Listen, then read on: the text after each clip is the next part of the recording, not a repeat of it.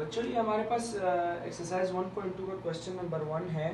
Question number 1 में हमारे पास कहा जा रहा है फ्रॉम द फॉलोइंग मैट्रिसेस हमें आइडेंटिफाई करना है मैट्रिसेस से कि कौन सा यूनिट मैट्रिक्स है, कौन सा रो मैट्रिक्स है, कौन सा कॉलम मैट्रिक्स है, कौन सा नल मैट्रिक्स है, कौन सा रो है, कौन सा कॉलम है, कौन सा नल मैट्रिक्स है और कौन सा यूनिट मैट्रिक्स है या आइडेंटिटी मैट्रिक्स है। हमें यह आइडेंटिफाई करना है। नल मैट्रिक्स बेसिकली बच्चों नल मैट्रिक्स वो होता है जिसमें इंटायर जितने भी डिजिट्स हैं वो सारे जीरो हों। जितने भी डिजिट्स हैं वो सारे जीरो होने चाहिए, ये लाजिम है नल मैट्रिक्स के लिए। रो मैट्रिक्स वो मैट्रिक्स होता है जिसमें सिर्फ और सिर्फ वन रो होता है और कॉलम चाहे जितनी भी हो मगर उसमें जो रो हो वो सिर्फ एक ही रो हो। ये जैसे हम बी में देखें, इसमें सिर्फ एक रो है और 3 कॉलम है इसमें, तो जिसमें उसमें गारंटी ये है कि रो कॉलम में गारंटी ये है कि सिर्फ एक ही रो होगी और कॉलम्स चाहे जितने भी हो। जो कॉलम मैट्रिक्स है उसमें शर्त ये है कि उसमें सिर्फ एक कॉलम होगा और सारे जो है चाहे आप जितनी भी रोज लें मगर शर्त ये है कि सिर्फ एक कॉलम जो है वो लाजमी है एक कॉलम का रहना। आइडेंटिटी मैट्रिक्स वो मैट्रिक्स होता है जिसमें आमने सामने वाला एक डायगोनल जो है आमने सामने वाला जो डायगोनल है इंटायर डिजिट दोनों जो है वो 1 होने चाहिए, जबकि दूसरा ऑपोजिट डायगोनल है ये लाजिम है कि 0 होगा। ये हर डायगोनल में तकरीबन जो है हमारे पास जो ऑपोजिट मैट्रिक्स होता है हमारे पास 0 होता है, जबकि जो फर्स्ट डायगोनल होता है आइडेंटिटी मैट्रिक्स की बात कर रहा हूँ, जो फर्स्ट डायगोनल होता है वो लाजिम दोनों डिजिट 1 होने चाहिए, उसे आइडेंटिटी मैट्रिक्स कहते हैं। ये बच्चों मैंने आप लोगों के लिए आंसर लिख दिए हैं जितने भी हैं। एक ही बात करते हैं, ए में हमारे पास मैंने जैसे आपको शुरू में बताया कि इंटायर डिजिट ऐसा मैट्रिक्स जिसमें इंटायर डिजिट्स जो है वो 0 हो तो उसे हम नल मैट्रिक्स कहते हैं। ऐसा मैट्रिक्स जिसमें सिर्फ एक ही रो हो, ये शर्त है रो मैट्रिक्स का कि उसमें सिर्फ एक ही रो होना चाहिए चाहे जितनी भी और कॉलम हो मगर रो जो है वो एक ही हो। ये हमारे पास आप इसको हॉरिजॉन्टल भी कह सकते हैं, केमिस्ट्री के लिहाज से आप इसको पीरियड भी कह सकते हैं। ये रो मैट्रिक्स है क्योंकि इसका शर्त इसकी पूरी है, इसमें सिर्फ एक ही रो है। ये कॉलम मैट्रिक्स है क्योंकि इसका शर्त पूरा है, इसमें सिर्फ एक ही कॉलम है और जितने वो आपकी मर्जी है जितने भी आप इसमें रोज डालना चाहे मगर शर्त इसकी पूरी है क्योंकि इसमें सिर्फ एक ही कॉलम है तो इसको हम कॉलम मैट्रिक्स कहेंगे। डी जो है ये हमारे पास यूनिट मैट्रिक्स है या आप इसको आइडेंटिटी मैट्रिक्स भी कह सकते हैं। इसका आइडेंटिटी मैट्रिक्स का शर्त ये है जिस तरह मैंने आपको पहले भी बताया कि फर्स्ट डायगोनल 1 डिजिट एक ही इक्वल होना चाहिए, जबकि दूसरा डायगोनल है वो 0 0 इक्वल होना चाहिए। ये फर्स्ट डायगोनल भी सेम है और सेकंड डायगोनल भी सेम है, इस वजह से ये यूनिट मैट्रिक्स है। मैंने आपको बताया था कि इंटायर डिजिट्स अगर 0 है तो उसको हम नल मैट्रिक्स कहते हैं, ये हमारा नल है। और कॉलम के बारे में आपको मैंने बताया था कि कॉलम मैट्रिक्स का शर्त ये है कि उसमें सिर्फ एक ही कॉलम होता है, तो अगर ऐसा मैट्रिक्स जिसमें सिर्फ एक ही कॉलम हो तो हम उसे कॉलम मैट्रिक्स कहते हैं। ये एक्सरसाइज 1.2 का क्वेश्चन नंबर 2 है। क्वेश्चन नंबर 2 में सबसे पहले हम उसमें बात करते हैं जो मैंने आपको बता चुका हूँ।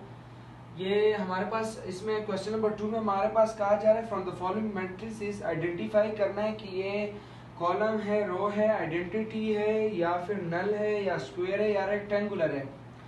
मैं बात सिर्फ और सिर्फ स्क्वायर और रेक्टेंगुलर पे करूंगा क्योंकि मैं आपको ऑलरेडी रो का बता चुका हूँ, कॉलम का बता चुका हूँ, नल का बता चुका हूँ, आइडेंटिटी मैट्रिक्स का बता चुका हूँ। तो मैं आपको रेक्टेंगुलर की थोड़ी एक्सप्लेनेशन देता हूँ और स्क्वायर की। यहाँ पर हमारे पास पार्ट नंबर 1 जो है ये रेक्टेंगुलर है क्योंकि हमारे पास यहाँ पर 2 रो हैं, हमारे पास यहाँ पर 2 रो हैं, row number 1 and row number 2। ये column number 1, column number 2, column number 3। ये हमारे पास यहाँ पर row number 1, row number 2 and column number 1, column number 2 and column number 3। अगर आपको याद हो, मैंने एक्सरसाइज 1.1 में आपको ऑर्डर सिखाया था कि ऑर्डर भाई अगर कहा जाए मैट्रिक्स का ऑर्डर निकालो तो कैसे निकालेंगे। तो यहाँ पर हमारे पास 2 रो हैं और 3 कॉलम है, तो ये हमारे पास रेक्टेंगुलर मैट्रिक्स है क्योंकि यहाँ पर 2 रो है और 3 कॉलम है। अगर यहाँ पर 3 रो और 3 कॉलम होते तो हम इसको स्क्वायर कहते हैं, मगर ये इक्वल नहीं है, इसका ऑर्डर जो है वो 2/3 है, इस वजह से हम इसको रेक्टेंगुलर मैट्रिक्स कहते हैं। स्क्वायर पे आते हैं। स्क्वायर का एग्जांपल हमारे पास पार्ट नंबर 3 जो है ये स्क्वायर का एग्जांपल है। एग्जांपल मैं इसका देता हूँ। यहाँ पर हमारे पास रो नंबर 1, ये रो नंबर 1 हो गया, ये रो नंबर 2 हो गया, कॉलम नंबर 1, कॉलम नंबर 2 हो गया। अब इसमें जो हमारे पास ऑर्डर बन रहा था वो 2/3 था, मगर यहाँ पर हमारे पास 2 रो है और 2 कॉलम है, तो इसका ऑर्डर हमारे पास 2/2 बनेगा। इस वजह से हम इसको कहेंगे कि ये हमारे पास स्क्वायर मैट्रिक्स है। बच्चों ये मैंने तकरीबन जितने भी 1 to 9 पार्ट्स हैं, 9 मैट्रिसेस हैं और 9 पार्ट्स भी कह लें, ये तकरीबन 9 हैं। इन सब के मैंने आंसर लिख दिए हैं। जो 2 थे रेक्टेंगुलर और स्क्वायर का, उनका आंसर मैंने ऊपर लिखे हैं और सबके मैंने नीचे लिखे हैं। इसको ये हमारे पास रेक्टेंगुलर मैट्रिक्स है। रेक्टेंगुलर ये कॉलम मैट्रिक्स है, मैंने आपको बताया इसको हम कॉलम कहेंगे, मगर इसको हम रेक्टेंगुलर भी कह सकते हैं क्योंकि रेक्टेंगुलर मैट्रिक्स वो होता है जिसका ऑर्डर सेम ना हो, जैसे 1/3, 1/2, 2/3, 5/4। जिसका ऑर्डर सेम नहीं है वो रेक्टेंगुलर है और जिसका ऑर्डर सेम है वो स्क्वायर है, तो इसको हम रेक्टेंगुलर भी कह सकते हैं। ये हमारे पास स्क्वायर मैट्रिक्स है क्योंकि इसका ऑर्डर सेम है। ये हमारे पास आइडेंटिटी मैट्रिक्स है या आप कह लें कि यूनिट मैट्रिक्स हैं, इसको हम स्क्वायर भी कह सकते हैं क्योंकि इसका ऑर्डर 2/2 है, इसलिए हम इसको स्क्वायर कहते हैं। ये हमारे पास रेक्टेंगुलर मैट्रिक्स हैं और इसको हम रेक्टेंगुलर ही कहेंगे क्योंकि हम इसको कॉलम नहीं कह सकते, क्योंकि इसमें जो है कॉलम की शर्त ये होती है कि उसमें सिर्फ एक ही कॉलम होना चाहिए, जबकि इसमें 2 कॉलम है। ये इसको हम सिर्फ रेक्टेंगुलर कहेंगे। यहाँ पर हमारे पास ये रो मैट्रिक्स है क्योंकि इसमें सिर्फ एक ही रो है, रो मैट्रिक्स के शर्त पूरे हैं तो इसको सिर्फ रो कहेंगे। ये हमारे पास यहाँ पर अगर हम देखें, ये हमारे इसको हम रेक्टेंगुलर मैट्रिक्स भी कह सकते हैं क्योंकि हमारे पास अगर हम इसका ऑर्डर देखते हैं तो ऑर्डर हमारे पास 1/3 ऑर्डर आता है, इसलिए हम इसको रेक्टेंगुलर मैट्रिक्स भी कह सकते हैं, मगर ये है रो मैट्रिक्स। पार्ट नंबर 7 में चलते हैं। ये हमारे पास कॉलम मैट्रिक्स है, मगर हम इसको रेक्टेंगुलर भी कह सकते हैं क्योंकि रेक्टेंगुलर मैट्रिक्स वो मैट्रिक्स होता है कि उसके जो ऑर्डर्स है अगर वो सेम नहीं है तो वो उसको हम रेक्टेंगुलर मैट्रिक्स कहलाएंगे, उसको हम रेक्टेंगुलर मैट्रिक्स कहेंगे, चाहे वो रो है, रो कॉलम है, या चाहे वो रो मैट्रिक्स है या कॉलम मैट्रिक्स है, उन दोनों को ही हम रेक्टेंगुलर मैट्रिक्स कह सकते हैं क्योंकि रो और कॉलम मैट्रिक्स के ऑर्डर्स पूरे नहीं होते। पार्ट नंबर 8 में चलते हैं। 8 में हमारे पास ये हमारे पास स्क्वायर मैट्रिक्स है। क्यों स्क्वायर मैट्रिक्स है? इसका जो ऑर्डर है वो 3/3 है। हमारे पास यहाँ 3 रोज हैं और 3 कॉलम है, इस वजह से ये स्क्वायर मैट्रिक्स है, इसको सिर्फ ही स्क्वायर मैट्रिक्स कहेंगे। ये हमारे पास पार्ट नंबर 9 है। पार्ट नंबर 9 नल मैट्रिक्स है और इसको हम रेक्टेंगुलर मैट्रिक्स भी कहेंगे। क्यों? क्योंकि इसका जो ऑर्डर है वो हमारे पास 3/2 है, इस वजह से इसको रेक्टेंगुलर भी कहेंगे और नल मैट्रिक्स भी कहेंगे। बच्चों ये हमारे पास एक्सरसाइज 1.2 का क्वेश्चन नंबर 3 है। सबसे पहले इसमें हमारे पास नई चीज क्या है? नई चीज हमारे पास जो है डायगोनल है और स्केलर है। स्केलर में बेसिकली स्केलर सेम ही डायगोनल की तरह होता है, मगर स्केलर में शर्त क्या है, जो उसका इंटायर डिजिट्स डायगोनल के इंटायर डिजिट्स हैं वो सेम होने चाहिए।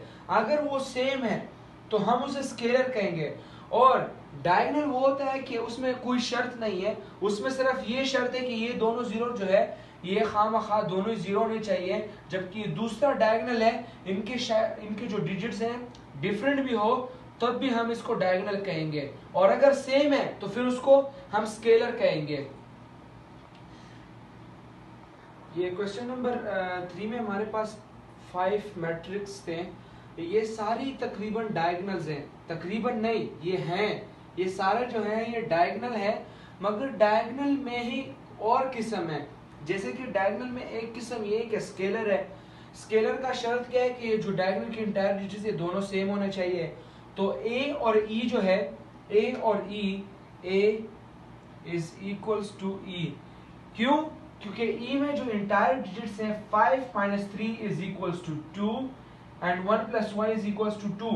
तो डायगोनल की इंटायर डिजिट्स जो हैं वो 2 है, इस वजह से ये भी स्केलर है।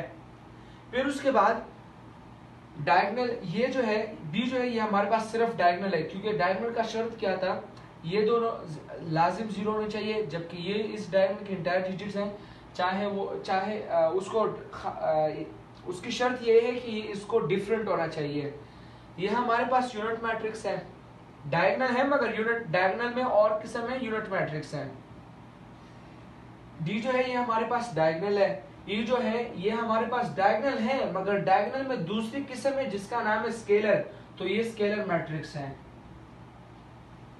बच्चों ये हमारे पास एक्सरसाइज 1.2 का क्वेश्चन नंबर 4 है। क्वेश्चन नंबर 4 में हमारे पास कहा जाए कि फाइंड द नेगेटिव, जितने भी पांच मैट्रिसेस दिए हैं इनका हमने नेगेटिव फाइंड करना है। तो हम नेगेटिव फाइंड करने के लिए ये करेंगे कि जो हमारे पास जैसे ये ए मैट्रिक्स है, तो हम सबसे पहले ए से पहले माइनस का साइन लगाएंगे, इज इक्वल्स टू करेंगे, और फिर जब माइनस का साइन लगाएंगे तो फिर ये हमारे पास -1 0 और ये 1, ये हमारे पास माइनस ए का जो है ए का नेगेटिव आ गया।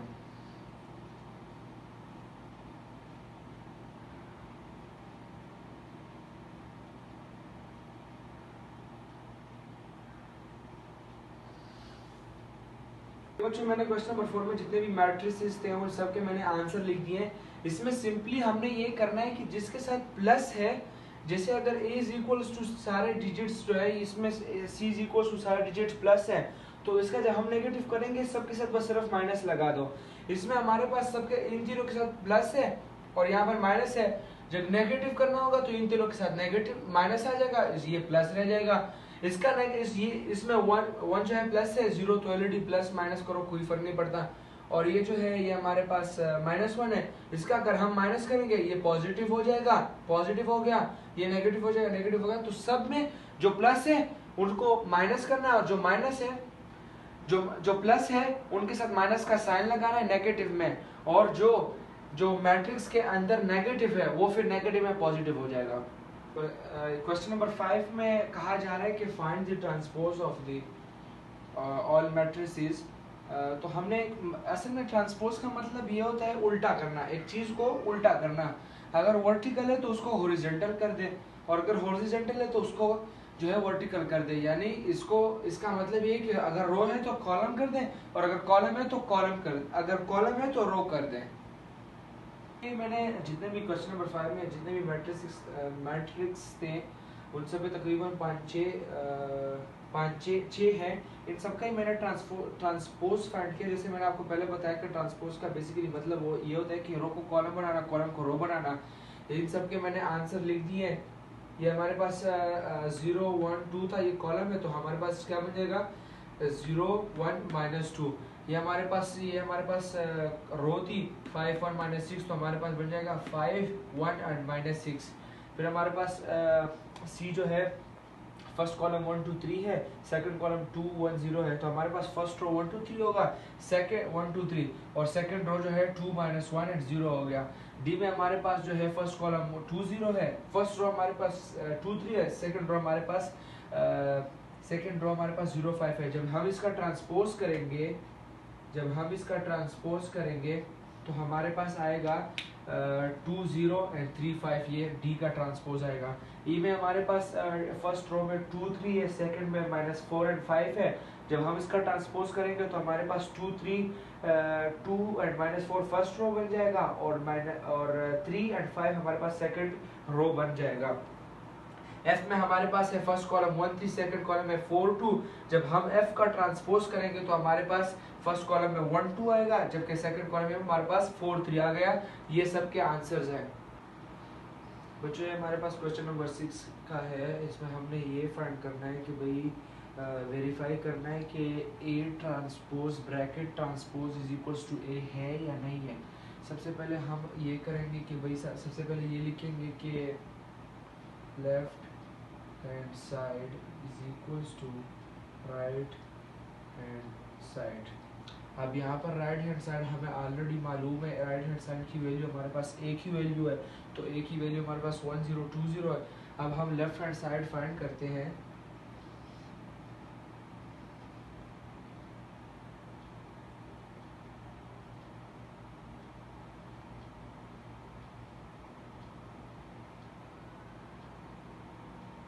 अब यहाँ पर हम सबसे पहले ए लिखेंगे, एक ही वैल्यू जो हमारे पास एक ही वैल्यू है।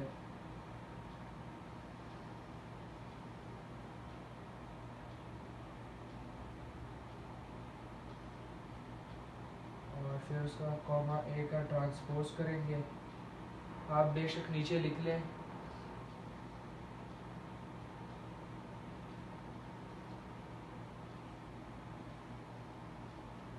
ये हमारे पास ए ट्रांसपोज आ गया। अब हम ए ट्रांसपोज ब्रैकेट ट्रांसपोज करते हैं।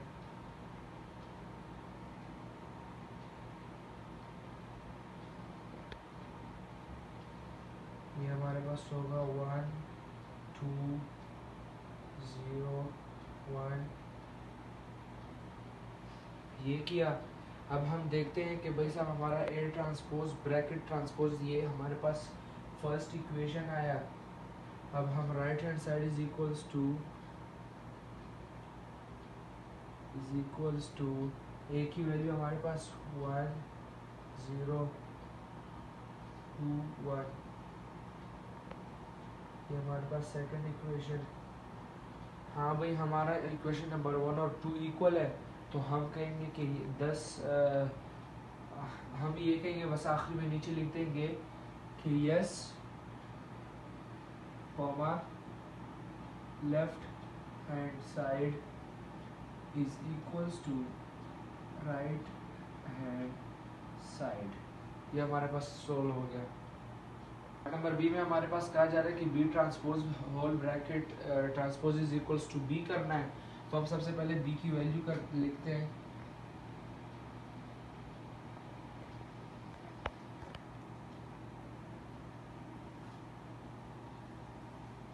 ये हमारे पास बी की वैल्यू आ गई। अब हम इसका ट्रांसपोज करते हैं। 1 2 1 0। अब हम इसका दोबारा ट्रांसपोज करते हैं।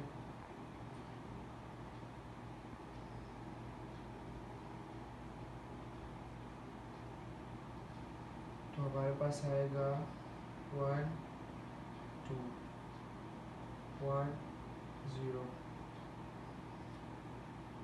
ये हमारे पास आ गया। ये हमारे पास इक्वेशन 1 आ गया। ये हमारे पास इक्वेशन 2 आ गया। दोनों सेम है 1 1 2 0 1 1 2 0। अब हम यहाँ लिखेंगे यस